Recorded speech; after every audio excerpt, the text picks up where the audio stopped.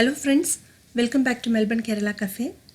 എല്ലാവർക്കും മെൽബൺ കേരള കഫേയുടെ അത്തം ദിനാശംസകൾ. ഈ ചാനൽ ആദ്യമായിട്ട് ആരെങ്കിലും കാണുന്നുണ്ടെങ്കിൽ സബ്സ്ക്രൈബ് ചെയ്യാനും ഇഷ്ടപ്പെട്ടാൽ നിങ്ങളുടെ ഫ്രണ്ട്സിന് ഷെയർ ചെയ്യാനും മറക്കരുത്. ഇന്നത്തെ നമ്മുടെ അത്തം ദിന റെസിപ്പി എന്താണെന്ന് നമുക്കൊന്ന് കണ്ടു നോക്കാം. അത്തപ്പൂന്നുള്ളി തൃത്തപ്പൂന്നുള്ളി തന്നാനം പാടി പൊന്നൂഞ്ഞാലിലാടി തെന്നാലേ വാ ഒന്നാനം കുന്നിലോടി വാ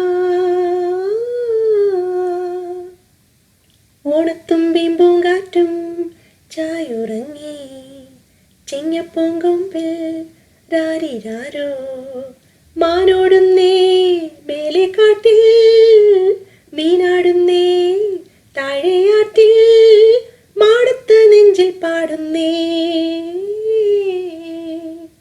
അത്തപ്പൂന്നുള്ളി തൃത്തപ്പൂന്നുള്ളി തന്നാനം പാടി പൊന്നൂഞ്ഞാലിലാടി തെന്നലി വാ ഒന്നാനം കുന്നിലോടി വാ.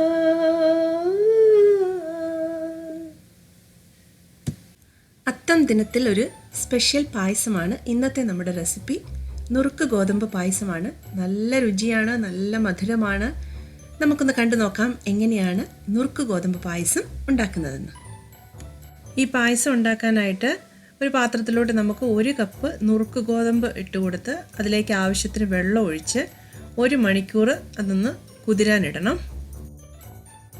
ഇനി നമുക്ക് ചവ്വരി കുതിരാനിടാം. അപ്പം വേറൊരു പാത്രത്തിലേക്ക് 1/4 കപ്പ് ചവ്വരി എടുത്ത് പാത്രത്തിലിടുക. എന്നിട്ട് ആവശ്യത്തിന് വെള്ളം ഒഴിച്ച് അതൊരു 20 മിനിറ്റ് ഒന്ന് കുതിരാനിടാം.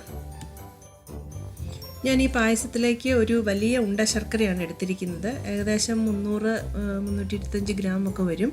അതിനെ നമുക്ക് 2-3 കഷ്ണങ്ങളാക്കി മുറിച്ച് ഞാൻ ഇതിലേക്ക് 1.5 കപ്പ്, അതായത് നമ്മുടെ മെഷറിംഗ് കപ്പിന് 1.5 കപ്പ് വെള്ളം ഒഴിച്ച് കൊടുത്തിട്ടുണ്ട്. ഇനി ഇത് അടുപ്പിൽ വെച്ച് നന്നായിട്ട് തിളപ്പിച്ചൊന്ന് ഉരുക്കിയെടുക്കണം. ഇപ്പോൾ ശർക്കര അവിടെ ഇരുന്ന് ഇതായി വരുന്ന സമയം കൊണ്ട് നമുക്കിനി നമ്മുടെ നുറുക്ക് ഗോതമ്പ് വേകാൻ വെക്കാം. ഇത് ഒരു മണിക്കൂർ ഞാൻ വെള്ളത്തിൽ കുതിർത്തായിരുന്നു. അതിനുശേഷം 1 കപ്പ് ഗോതമ്പിനകത്ത് ഞാൻ 1.5 കപ്പ് വെള്ളമാണ് ഇപ്പോൾ ഇതിനകത്ത് ഒഴിച്ചിരിക്കുന്നത്. എന്നിട്ട് നമുക്കൊരു 2 വിസിൽ കേൾപ്പിച്ചിത് വേവിച്ചെടുക്കണം. ഇതേ സമയം നമുക്ക് മറ്റൊരടുപ്പിൽ നമ്മുടെ ചവ്വരി വേവിക്കാൻ വെക്കാം. ഇത് ഏകദേശം 25 മിനിറ്റ് നന്നായിട്ട് തിളച്ച് വെന്ത് വരണം. നമ്മൾ 2 വിസിൽ കേൾപ്പിച്ച് നമ്മുടെ ഇത് നുറുക്ക് ഗോതമ്പ് വേവിച്ചെടുത്തു. കറക്റ്റ് വെള്ളമൊക്കെ പറ്റി വന്നിട്ടുണ്ട്, കറക്റ്റ് വേവുമായിട്ട് വന്നിട്ടുണ്ട്. കണ്ടോ, ഒട്ടും വെള്ളമില്ല അതിനകത്ത്. അപ്പോൾ അത് നമ്മൾ നന്നായിട്ട് വേവിച്ചെടുത്തു.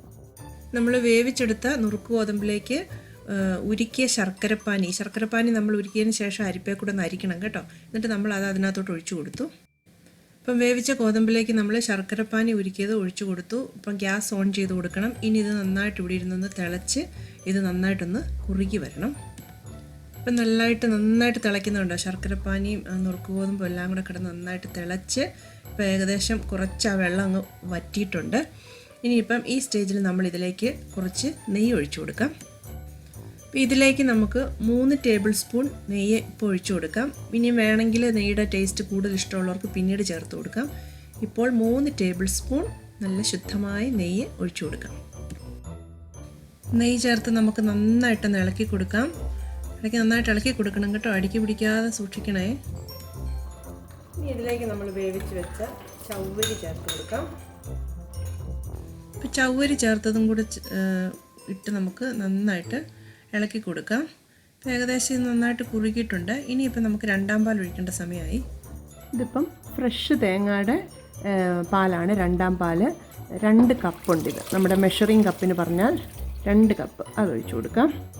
നമ്മൾ 2ാം പാൽ ഒഴിച്ചു ചേർത്ത് നന്നായിട്ട് ഇളക്കി കൊടുക്കാം. ഒരു നുള്ളു ഉപ്പ് വേണമെങ്കിൽ നമുക്ക് ചേർത്ത് കൊടുക്കാം, കാരണം ശർക്കരയ്ക്ക് കുറച്ച് ഉപ്പുള്ളതാണ്. അപ്പോൾ അതുകൊണ്ട് ഉപ്പ് നോക്കിയിട്ട് വേണമെങ്കിൽ ഒരു നുള്ളുപ്പ് ചേർത്ത് കൊടുക്കാം. ഇനി ഇത് നന്നായിട്ട് ഇവിടെ ഇരുന്ന് കുറച്ച് ഒന്ന് തിളച്ച് കുറുകി വരട്ടെ. അപ്പോൾ നമ്മൾ 2ാം പാൽ ഒഴിച്ച് അത് ഏകദേശം തിളച്ച് കുറുകി വരുന്നത്. ഇതിലേക്ക് 1 ടീസ്പൂൺ ഏലക്ക പൊടിച്ചത് ചേർത്ത് കൊടുക്കാം. 1/2 ടീസ്പൂൺ ജീരകം പൊടിച്ചത്. ഞാൻ 1 നുള്ളു ഉപ്പ് ഇവിടെ ചേർത്ത് കൊടുക്കുന്നുണ്ട്. നിങ്ങളുടെ കയ്യിൽ ചുക്കിൻ്റെ പൊടി ഉണ്ടെങ്കിൽ അതും കൂടെ കുറച്ച് ചേർത്ത് കൊടുക്കാം. ഇതെല്ലാം കൂടെ നമുക്കൊന്ന് ഇളക്കി കൊടുക്കാം. ഏലക്ക പൊടിച്ചത്, ജീരകം പൊടിച്ചത്, ഒരു അല്പം ഉപ്പ്, ഇതെല്ലാം കൂടെ ചേർത്തു. ഇപ്പോൾ കണ്ട് നന്നായിട്ടെല്ലാം പറ്റി ഒരുമാതിരി കുറുകി വരുന്നുണ്ട്. ഇനി നമുക്ക് 1ാം പാൽ ഒഴിച്ചു കൊടുക്കണം. ഇനി നമ്മൾ ഇതിലേക്ക് നമ്മുടെ ഒന്നാം പാൽ, ഇത് 1.25 കപ്പുണ്ട്, അളന്ന് വെച്ച് മെഷറിംഗ് കപ്പിന് അളന്ന് വെച്ച് 1.25 കപ്പ് തേങ്ങാപ്പാൽ, ഫ്രഷ് തേങ്ങയുടെയാണേ. അപ്പം നമ്മൾ ഒന്നാം പാൽ ഒഴിച്ചു, അതും കൂടെ ചേർത്ത് നന്നായിട്ട് ഇളക്കി കൊടുക്കാം. ഇനിയിപ്പോൾ ഇത് അധികം ഇരുന്ന് തിളയ്ക്കണ്ട, നന്നായിട്ട് ചൂടായി വന്നാൽ മതി കേട്ടോ. അപ്പോൾ ഇത് കുറുകി വന്നു. ഇതിലേക്ക് നമ്മളിപ്പം ഇത് വറുത്ത് വെച്ച തേങ്ങാക്കൊത്തുണ്ട്, ഇത് കാഷ്യൂനട്ടുണ്ട്, മുന്തിരിയുണ്ട്. ഇതെല്ലാം കൂടെ നമ്മൾ ഒരു 1.5 ടേബിൾ സ്പൂൺ നെയ്ക്കകത്താണ് വറുത്തത്. അപ്പോൾ അതും കൂടി ഇതിലേക്ക് ഒഴിച്ചു കൊടുക്കാം, ചേർത്ത് കൊടുക്കാം. അപ്പോൾ ആ നെയ്യും കൂടി ഇതിനകത്തോട്ട് വീണോളും. അണ്ടിപ്പരിപ്പ്, തേങ്ങാക്കൊത്ത്, ഉണക്കമുന്തിരി ഇതെല്ലാം നെയ്ക്കകത്ത് വറുത്ത് നമ്മൾ പായസത്തിലേക്ക് ഇട്ടു. നന്നായിട്ട് ഇളക്കണം.